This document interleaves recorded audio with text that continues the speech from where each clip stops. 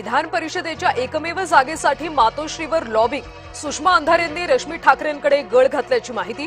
वैभव नाईक दानवे यांनी राऊतांमार्फत मोर्चे बांधणी केल्याची चर्चा.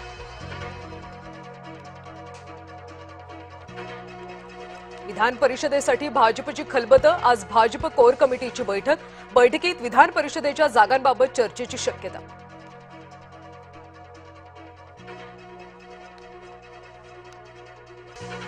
देवस्थान इनाम जमिनींबाबत येत्या अधिवेशनात कायदा करणार. महसूल मंत्री चंद्रशेखर बावनकुळे यांची माहिती.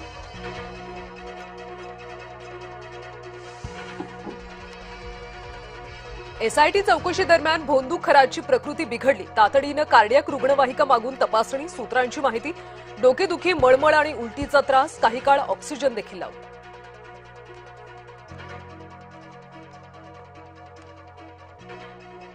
कल्पना खराच्या अटकपूर्व जामीन अर्जावर आज सुनावणीची शक्यता. शिर्डी कोर्टात सुनावणीची शक्यता.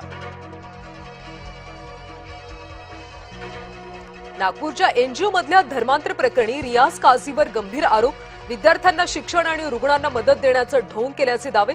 पोलीस तपासात अमेरिकेतून विदेशी निधी मिळाल्याची माहिती समोर.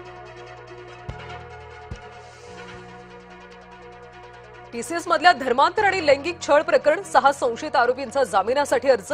नाशिक जिल्हा सत्र न्यायालयात 2 मे रोजी सुनावणी.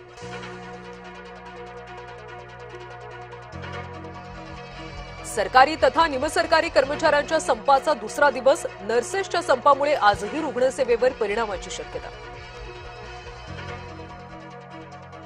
ममता बॅनर्जींच्या हातातून पश्चिम बंगाल घेण्यासाठी शहांची रणनीती. अमित शहांची रात्री कोलकात्यामध्ये 4 तास बैठक. 27 एप्रिलपर्यंत कोलकात्यात मुक्काम. पहलगामच्या भ्याड हल्ल्याला 1 वर्ष पूर्ण. पहलगाममध्ये पर्यटकांच्या स्मरणार्थ स्मारक. दहशतवादी हल्ल्याच्या वर्षपूर्तीनिमित्त सर्वत्र चोख सुरक्षा.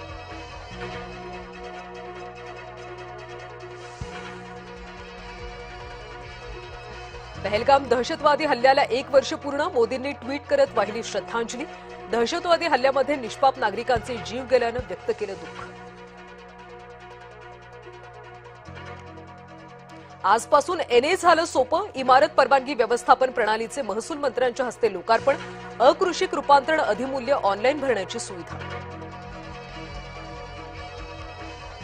नागपुरात प्रेमाचा आमिष दाखवून दिव्यांग तरुणीवर अत्याचार. वाठोडा परिसरातली धक्कादायक घटना. बांधकाम मजूर आणि वडिलाकडून सुद्धा तरुणीवर अत्याचार.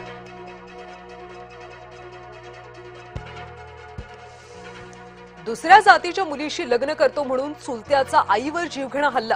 कल्याण पश्चिमेतल्या वाडेकर परिसरातला धक्कादायक प्रकार. 4 चाकी गाडीची देखील केली तोडफोड.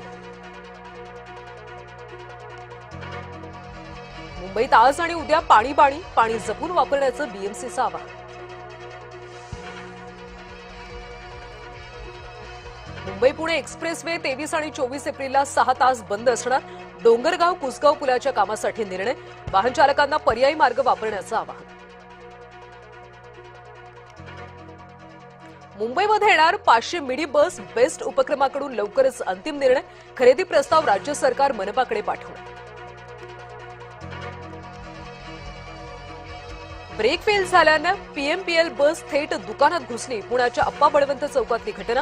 अपघाताची घटना सीसीटीव्ही चित्रित. केदारनाथचे कपाट आज उघडले. शेकडो भाविकांना दर्शन घेता येणार.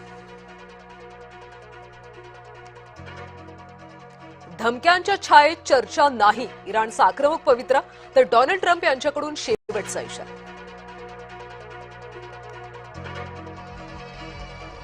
अमेरिका इराण युद्धविराम वाढला. इराणला प्रस्ताव देण्याची पुन्हा संधी. पाकिस्तानच्या विनंतीनंतर युद्धविराम वाढवला. ट्रम्प यांचा दुजोरा.